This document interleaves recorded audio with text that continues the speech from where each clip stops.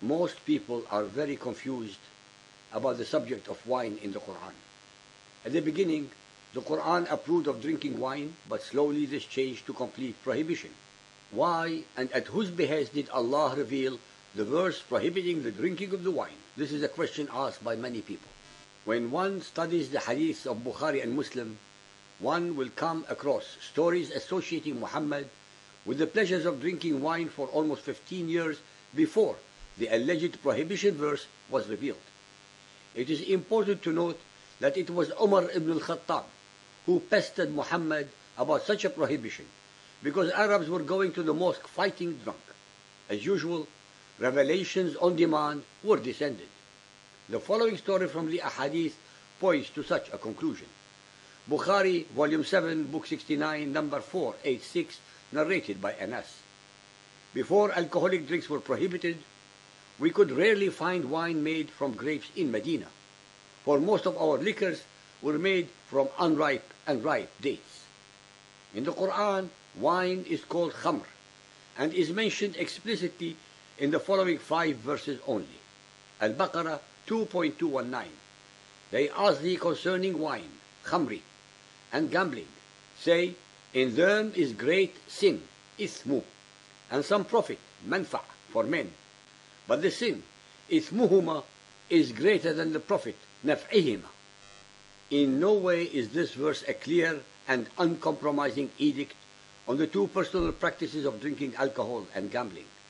It must be pointed out that the adjective used above to describe the usefulness or harm of drinking intoxicants and of gambling are in the form of admonitions, advice, and not as direct and unambiguous commands to desist from either of them.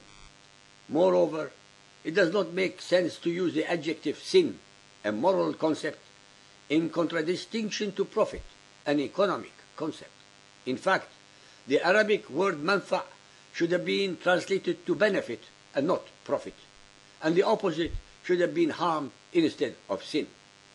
If Allah had wanted them prohibited, then the verse would have been a command, order, and not advice or admonition, and the word for this would have been haram, prohibited, such is used in verses 2.194 and 217, 4.23, 6.151, 16.118.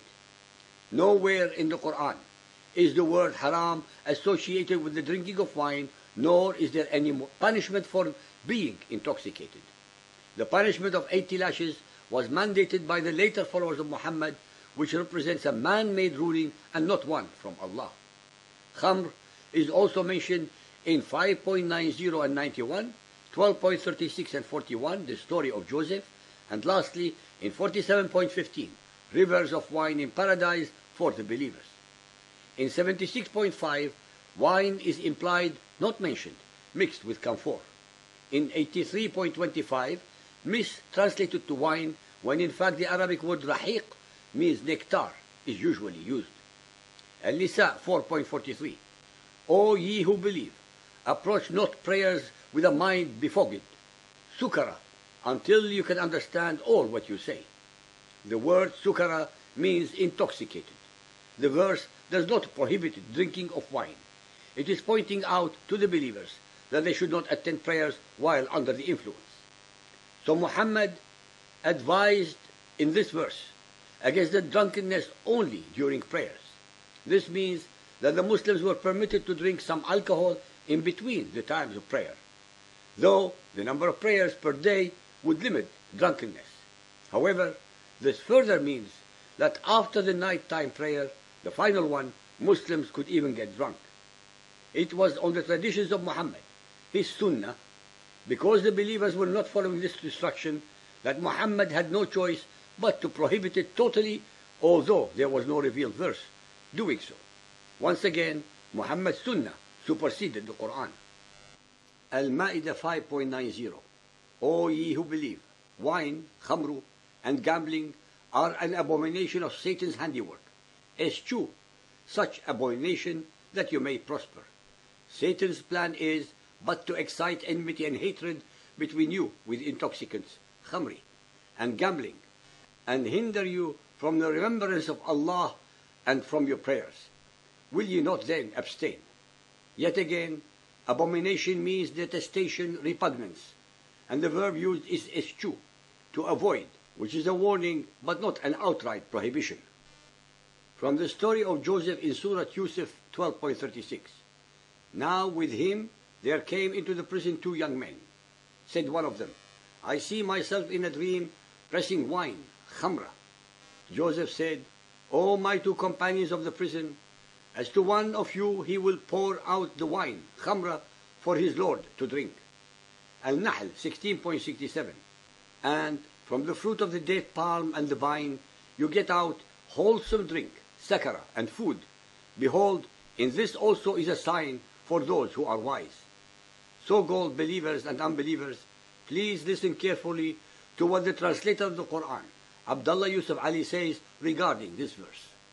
There are wholesome drinks and foods that can be got out of the date palm and the vine. Example, non-alcoholic drinks from the date and the grape, vinegar, date sugar, grape sugar, and dates and grapes themselves for eating. If sakar is taken in the sense of fermented wine, it would refer to the time before intoxicants were prohibited. For this is a Meccan surah, and the prohibition came in Medina. In such a case, it would imply a subtle disapproval of the use of intoxicants and mark the first of a series of steps that in time culminated in total prohibition. Yet, once more, the interpreter of the Quran distorts and convolutes the Arabic language and chemistry to fit his agenda and that of the Quran. The word sakara means intoxicant in every Arabic lexicon. The ahadith have stories associating date palm and vine with the production of intoxicants and wine. Even Muhammad, for almost 15 years before the prohibition was revealed, used to love and enjoy drinking wine, as mentioned in the ahadith of Muslim and Bukhari. If drinking is caused by Satan, then Muhammad was under his influence all these years. In this verse, Allah is commending its use as a benefit to humans and not as harmful. One should ask the relevant questions as to why Allah, the Almighty, the All-Knowing, needed to disapprove of drinking wine in stages after having approved it in the first place.